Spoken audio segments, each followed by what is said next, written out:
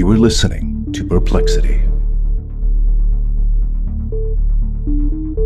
Within the last few decades, paranormal activity seems to have become increasingly popular in the media. There's numerous TV shows that follow paranormal investigators, and there's lots of shows with people sharing their own paranormal and scary experiences. However, interest in the paranormal is nothing new. People have believed in spirits and unexplained phenomena since biblical times. To quote the writer Rachel Elizabeth in her article from The Lineup, quote, "There are many rules of what not to do if you ever find yourself sucked into a horror film, such as never going into the basement alone, remembering to turn on every light, and whatever you do, don't disturb an ancient burial ground." There's a long-standing myth that disturbing grounds, such as tombs, grave sites, or even haunted buildings, can release an ancient curse or even an evil spirit trapped within the mortar. But is this nothing more than a fabricated plot device for scary movies? Maybe not, as the idea of spirits being trapped in inanimate objects has existed for centuries. The stone tape theory posits that certain types of stone, including quartz and limestone, can preserve the memory of past events within their materials. As such, they can be likened to recording devices that play back these events. End quote. So, viewer, listeners, have you ever had a distinct feeling that you're being watched or listened to? Have you ever felt a strange sensation that someone is lurking just around the corner? Or maybe you had the impression that someone has left a recording device that is capturing your words and actions to play it back at a different time. That creepy feeling you may have experienced of being watched by unseen forces partially forms the basis of stone tape theory. Paranormal researchers often discuss this theory when dealing with what they believe to be a residual haunting. The Queen Mary, the Battle of Gettysburg, the Winchester Mystery House, and the USS Lexington are classic examples, just to name a few, but there's thousands. But is there any scientific proof to stone tape theory? Many hypotheses have surfaced as to why paranormal activity manifests at a particular location, some locations of which are related to the geology and hydrology of a location. These hypotheses include tectonic strain, stone tape, running water, and magnetic anomaly theories. So in this episode, we will be discussing stone tape theory and the concept of residual hauntings. Hello, everyone, and welcome back to another episode of Perplexity, a Mystery Podcast. As always, I am your host, Kaydra, and if you're new here, hello and welcome. I tell tales every week that have perplexed me, so if you love a good mystery that leaves you wanting more, don't worry, you're in the right place. And if you end up enjoying today's episode, I would love it if you follow along. And if you are a returning listener, hello, my friends. So happy you're here. I have a great spooky story for you guys today. This was requested by Alex, so thank you, Alex, for turning me on to stone tape theory. I had never heard of it, but apparently it's pretty common with residual hauntings. So I learned this just yesterday, and I'm hoping for a lot of listeners, this will be something that you hadn't heard of either, that we'll kind of be learning together. I very quickly wanted to remind everybody that I have 2 new tiers on the Patreon that you can go check out. There's lots of bonus content and exclusive goodies by joining, and it helps keep the show going, so thank you in advance for that. And with that being said, I would like to thank Scott, who has been a patron from the beginning, but he did something I love. He upgraded his tier. He joined the highest tier, and that means a lot. So thank you, Scott. I wanted to shout you out. And very last announcement, really quick before we get into the episode, everybody don't forget, save the date because I'm doing my first virtual live show Saturday, July 13th at 8 p.m. Central. It'll be on YouTube Live, and it's going to be lots of fun. It'll be Q&A, giveaways, and I'm going to be reading listener stories, so you guys don't want to miss that. And I'll be just chatting with y'all as well. If you have questions or you have listener stories that you want to be included in that virtual live show, send those to me as quickly as you can at perplexitymysterypodcast@gmail.com. Trigger warning for today's episode: this podcast is not for children and may include content that will be considered disturbing to some listeners and viewers, so discretion there. And as always, all of the sources that were used for today's episode will be down in the show notes. So without further ado, let's get into stone tape theory and the concept of residual hauntings. So stone tape theory is a term that often comes up in the paranormal world when discussing residual hauntings. It's a common theory for what could be causing the haunting, and they're known to be replays of the past. And before we get too far into this, I first thought it'd be helpful to briefly go over the different types of hauntings, because there's several categories. There's poltergeist activity, and that starts off with like knocking, banging noises, maybe some things moving around in your home. Then the activity seems to progress. It becomes more intense, and it can eventually manifest into disembodied voices and sometimes even full-bodied apparitions. Another category of haunting is arguably the scariest, and that is a demonic haunting. Demons never have been a human. It's an entity not of this earth, and it's one of the only hauntings, I believe, correct me if I'm wrong, but that can significantly harm a human, and that's even capable of human possession. They're often seen as a black mist, a shadow, or just being a terrifying, evil-looking entity. There are also intelligent hauntings where a spirit interacts with others and it can give intelligent responses, like in a lot of ghost hunts when they have their equipment out and they're asking questions and they get intelligent answers like yes, no, or somebody's name, that kind of thing. These spirits can also emotionally connect with others. That's why a lot of psychic mediums, when they're doing readings, can connect to a loved one and get intelligent responses. It's an example of an intelligent haunting. These entities also cannot rest until some type of justice is done for them. They always have some kind of unfinished business. There are also portal hauntings, which I had never heard of, but I've heard of portals, but I haven't heard it this way. It's a new concept and it is controversial, but these are believed to be involving portals to other dimensions in which entities can travel through. Typical places that experience a wide array of different spiritual activity, including glowing balls of light, odd creatures, strange shapes, or unexplained mists or fog, are suspected to be an area in which there is a portal haunting. Then, finally, we get to residual hauntings and this concept of stone tape theory. So to break this theory down a little bit more, similar to a tape recording, paranormal investigators have speculated that a human's energy or emotions are so powerful that after they pass, that energy can be released into the air, and then it can be captured or recorded in the stone of a building, ideally quartz or limestone. It is then said to replay to those who are sensitive to it, so not everybody can experience it. These quote-unquote replays often happen on the anniversary of the death or when the atmospheric conditions are the same as they were at the time of the person's death. As residual hauntings represent nothing more than a reflection of the past, you can't communicate with these ghosts. It's like they are in another dimension. They can't interact with you, and they're not aware of your presence.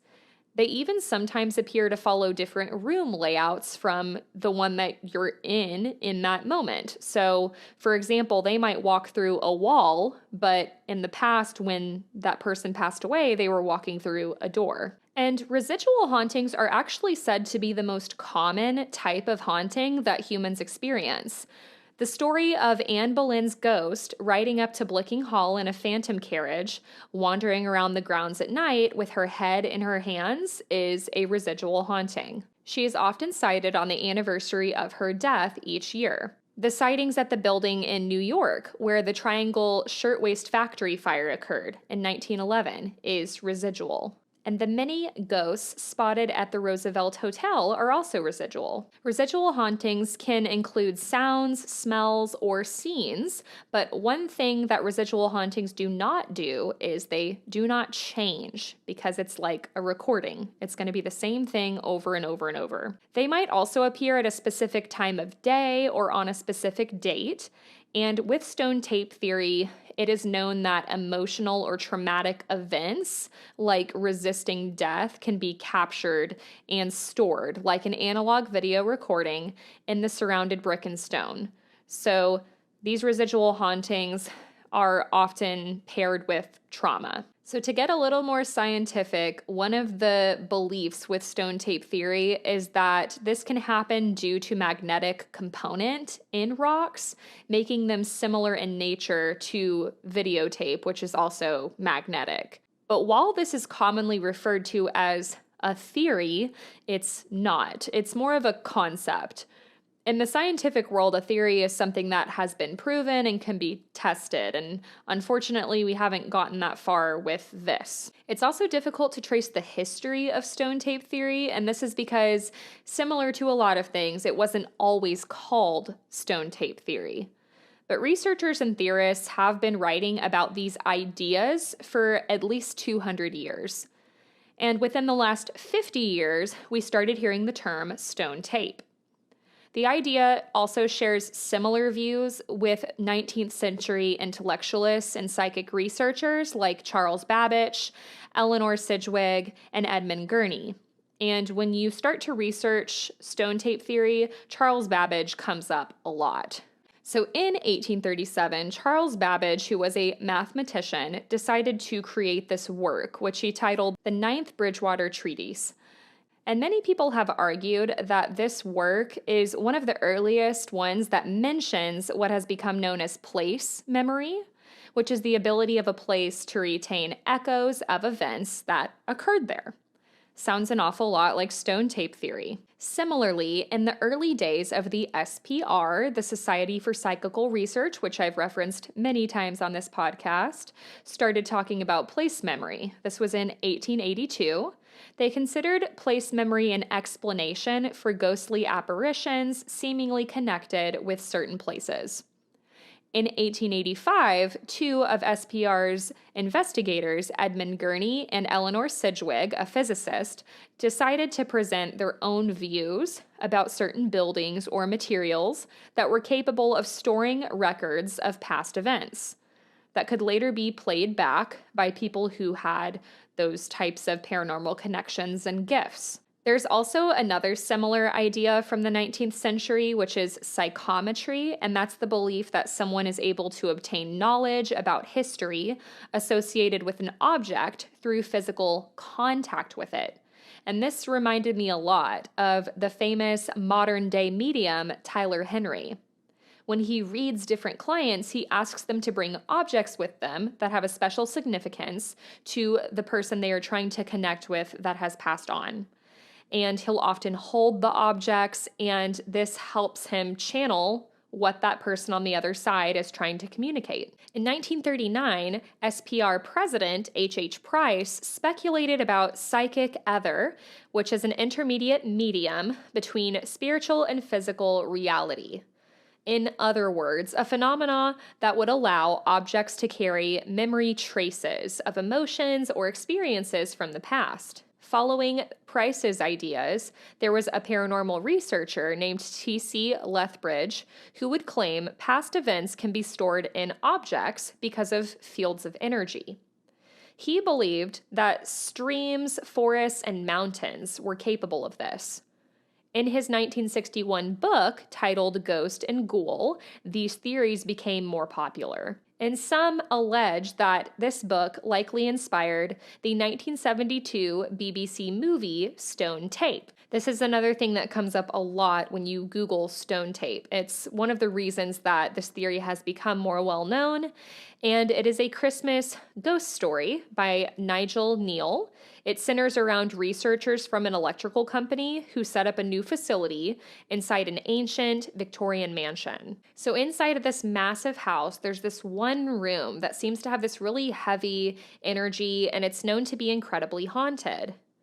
The builders that were working on renovations in the building refused to go in this room because they were so frightened. The researchers also started to hear footsteps, and night after night, they were hearing the blood-curdling scream of a woman.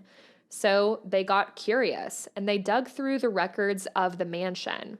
Eventually, they found that there was a woman who had died violently in that very room. This led the investigators to theorize that the actual stone wall in that room was some type of recording device, playing the event back to them like a tape recorder. Residual hauntings, and I think I mentioned this earlier, can also occur in objects. So that made me think about all those stories of cursed objects, things that you have to be careful about when you go to a thrift store. And it reminded me of the incredibly terrifying story of Okiku. So now that we know more about the history of stone tape theory and how to define a residual haunting, let's get into some encounters. And first, I will tell you the story of Okiku. In the year of 1918, a doll was purchased by a 17-year-old boy named Aikichi Suzuki during a visit to Sapporo for a marine exhibition, and the doll had this really cute, short, bob-styled haircut, kind of like my hair. It was above the shoulders, and it was a gift from his travels. He wanted to give it to his 2-year-old sister named Okiku. Okiku got the doll, and she absolutely loved it. It became her little companion. She took it everywhere with her. But one day, when the little girl was only 3 years old, she unexpectedly and tragically died. It seemed to be some type of fever or cold-like illness. Okiku's family, completely shattered, would try to honor her, and they put her favorite doll on the household altar where they prayed in her memory. Not long after they placed this doll on the altar, the family noticed something incredibly strange, and they weren't sure how to feel about it. So they started to notice that the hair on the doll's head that they had lovingly began to call Okiku seemed to be getting longer. The hair also appeared to be genuine human hair. The family concluded this must be the restless spirit of their daughter Okiku, who died so young and was now inside of her beloved doll. They also began to experience disembodied voices and lights flickering unexplainably throughout the home. The doll would remain with the Okiku family until 1938, when they moved away, and they ended up gifting the doll to the Menenji Temple, where she remains enshrined to this day. She is now referred to as Okiku after the girl who passed, and some believe the hair that continues to grow from her head is the hair of the child. According to people who have visited the Menenji Temple and people who work there, Okiku's hair continues to grow, to the point that the workers have to trim her hair so it doesn't grow out of control. It's been estimated that Okiku's hair has grown 10 inches since the beginning of her stay at the temple. The priest that cuts her hair has said that he has received messages from Okiku in his dreams asking him to keep her hair trimmed. Some people have claimed that the temple refuses to allow the doll to be disassembled and analyzed, but other people have said the temple did allow this and let them trim some of the hair to be tested, which they confirmed was the hair of a real child. If it was Okiku, I am not sure, but pretty creepy. And another unsettling detail is that some visitors have claimed when they are looking at this Okiku doll, it appears that her mouth slowly opens, revealing real human teeth. I also naturally had to go to Reddit to see what I could find with stone tape theory and residual hauntings, and I found quite a lot, so I picked several out. There are 6 of them, but they're all pretty short. So this first one is from Reddit user Stinky Cave Ape, and they say, residual haunting, question mark. I've been waking up to the same situation for a couple weeks now. At around 3 every morning, I wake up to the sound of bare feet thumping around in the hallway. It sounds identical to the sound that my family and I make when we walk on the floor barefoot. Actually, it sounds more like my daughter running back and forth. If I stay in bed, it continues for 1 or 2 hours before it stops. If I get up and go to the living room, it stops immediately.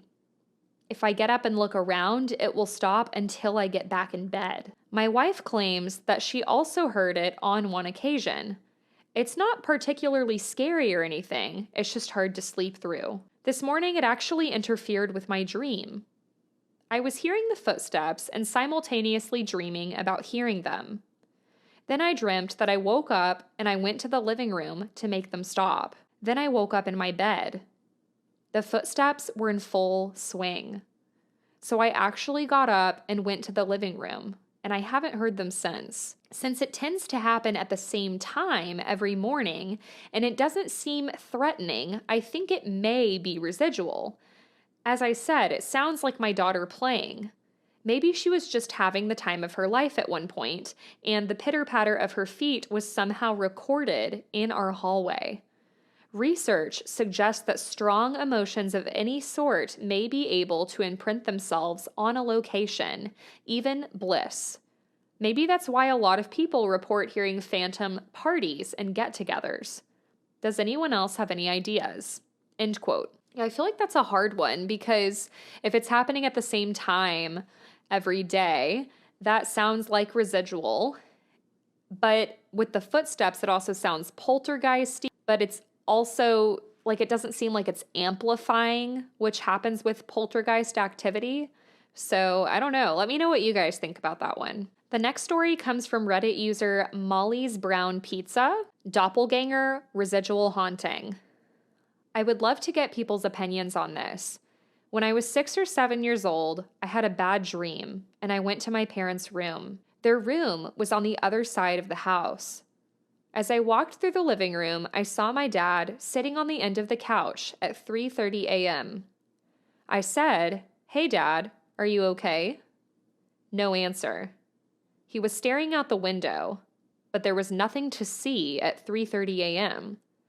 So I laughed a bit and thought he was super deep in thought or sleepwalking. So I sat down on the couch next to him, and he still said nothing. I decided to poke him to perhaps wake him up. As my finger got closer, he started to glow this bright green color. And then he disappeared like smoke. It was crazy. It was extremely scary. He was completely solid, like a glowing green color for a bit, and then vanished like smoke. Years later, my mom and I were talking, and she told me she saw the exact same thing twice. We literally finished each other's sentences recounting what we saw. We moved away from that house when I was 14, so there's no way to investigate now. The house actually burned down. My dad is still alive, and it's been 30 years since my encounter. What do you guys think this was? Doppelganger? Residual haunting? I tend to think residual, only because he recalls getting extremely bad news and sitting on the end of a couch while he was awake and looking out the window. However, I'm completely open to ideas. Thank you. So it sounds like she's saying her dad went through some type of traumatic experience, got really bad news while he was in this exact spot. And then maybe because the mom and the daughter are like connected to the dad, they're able to see this, and it's like a replay over and over. But him turning like bright green and vanishing into smoke, that is so scary and crazy. I've never heard that before. This next story comes from Reddit user Blitzkrieg_007, German ghost, Residual energy? Unsure. So this happened to me quite a few years ago, probably around 10. I used to be in the army, and for 5 years I was stationed in Germany. At one point, I was assigned to a barracks, and obviously all of the barracks on that base are from World War II. When Wehrmacht soldiers, and I'm not sure if the SS, were stationed there. There's even pictures of them marching in the town and standing at attention in the field that we did our ceremonies at. Anyways, I never experienced anything in my room. Only one time I woke up at 1 a.m. or so to the sound of footsteps. Heavy footsteps. They stopped as soon as my eyes opened, and I attributed it to someone walking outside. I went back to sleep. Weeks later, I met another and had her come by and stay with me at the barracks, sleep over before formation, etc. That's when this entity became completely active. Every night around 10 p.m., it would walk from my living room into my bedroom, and the footsteps would stop in front of our bed. Every night. One time we heard things moving around in my living room, and there was no door separating my living room from my bedroom, so it completely freaked us out. Another night I woke up to find my girlfriend standing there in the dark, not moving. I had to wake her up, and she had no idea why she was standing there. A fellow soldier believed it was a German soldier that used to stay in that room that somehow got attached to me and did not like that I had brought an outside person to this space. End quote. That sounds way more poltergeisty to me because there's attachments, there's sometimes footsteps at different times, there's objects being moved around, there's the girl standing there in the dark and that only happening one time. Seems more poltergeisty, I think, but very creepy. This story comes from Reddit user Gene Bean P. Residual energy. I've never really experienced residual energy or heard of anyone experiencing it.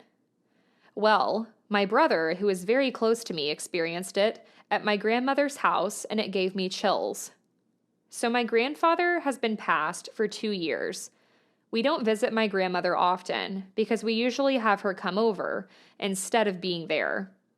Well, my brother came over to help her with a couple of house things. So my grandmother is cooking in the kitchen and my brother is cleaning the dining room table when he hears shuffling. He said it sounded like shuffling like his grandpa with his walker. He then looked up, but there was nothing. He thought nothing of it and kept picking up the table, but he heard more shuffling and then someone sitting on the couch. Then the dog walked over to the couch where the sound came from. I'm just wondering if anyone has had this happen. Apparently, my grandma said it happened to her recently and that she heard my grandpa get up and get ready. So she went to the kitchen and started making breakfast because she's so used to him being around. Just wondering if anyone has had the same kind of scenario. I'm just shocked. I've had my fair share of poltergeists, but nothing like this. That one definitely sounds like it could be residual to me. And it's always traumatic to have a loved one in your family pass, so makes sense to me. This one comes from Reddit user Nakalula, and they say, how do I get rid of a residual haunting? I have a client who bought a building a few months ago for a hardware store on the bottom and a photography studio up top. It's an old building for our town. 1902 was the construction year. We've been doing remodels upstairs to prepare it for the studio. I went up the stairs by myself last week, rounded the corner, and saw 2 apparitions for about 10 seconds floating and dancing in the middle of what was basically trash in what I'd call the Grand Hall. It used to be an Oddfellows building. It wasn't a haunting feeling. I felt calm, but the hairs on every part of my body stood up until I locked the door when I got back outside. I made 3 rounds around the upstairs to make sure nobody was there. This is the first time in a decade I've seen something like that and felt something like that. How do I get these presences out? I hadn't thought about this stuff in a decade. End quote. That reminds me of, where was that? Casey Moore's, the Casey Moore's Oyster House episode of the couple. This would be a residual haunting as well. The couple that danced every night in the window together. It's like hauntingly beautiful. This final story comes from Reddit user Kman3005. Residual haunt? Okay, I'd like to tell you guys about something that occurred in Woodstock, Georgia back in 1984. I've often thought about this and really haven't understood what my mom and I experienced. In 1984, I was living on a dead-end street in a nice, small neighborhood. The neighborhood was right next to Noonday Creek. The area had trails that were old horse paths. It was known that Cherokee Indians had inhabited the area before the white man took it away. Woodstock was very rural then. There were only about 15 houses on my street. I lived in a 2-story house with my mom and 2 brothers. At the time, we were really struggling to make ends meet. Our air conditioner had broken down in the dead of summer. It was hot and humid. We had 2 upstairs bedrooms. I occupied one, and my mom the other. We had our windows open just to try and get a little relief from the heat. Both of the windows were next to each other, and one night I was laying in bed having a hard time sleeping. It was probably 1 a.m. when all of a sudden I heard someone screaming at the top of their lungs, "I'm gonna blow your fucking head off." That was followed by someone begging for their life. Much of the yelling was indistinguishable. It was very clear that there was a large group of people involved in this exchange. Now keep in mind, this was the 80s. We knew everyone in our neighborhood. Everyone in our neighborhood was upstanding, law-abiding citizens. This was not the kind of thing that would happen. Of course, me being a kid at 11 years old, I was curious. I got up and went to the window to look out. The window faced a large patch of wooded area that led to the creek. There was no lights, no people, or anything that would indicate anyone was out there. When I went to the window, my mom was already at hers, listening to the same thing. She asked me if I was hearing that too. I told her yes. We sat there and listened to this for 5 minutes when we decided to call the police. About 10 minutes later, the police knocked on our door. We explained to them what we had both heard. The 2 officers proceeded to search the woods and the neighborhood for 30 minutes. They came back and told us they didn't find a thing. I was befuddled. I told them that couldn't be true. I knew what I had heard, and my mom said the same thing. To this day, I've wondered if I heard something that had been imprinted on the land. If maybe there had been an act of such violence that it had literally scarred the land with a recording of the event. I have asked my mother several times about this to make sure that the sequence of events is correct. I think we all have had things that happen to us in our lifetimes that make us scratch our heads. This is definitely one of mine." End quote. That is super creepy, and it sounds like it could be residual, but as far as we know, this only happened once. I would be a lot more convinced if it had happened more than once that we know of. But it is interesting because it happened in the woods, and there are theories that the woods, the mountains, the rivers are common places as well for residual hauntings. So what do you guys think? Do you think that stone tape theory could be possible? Could residual hauntings be some type of time loop or recordings of past traumas? We may never know.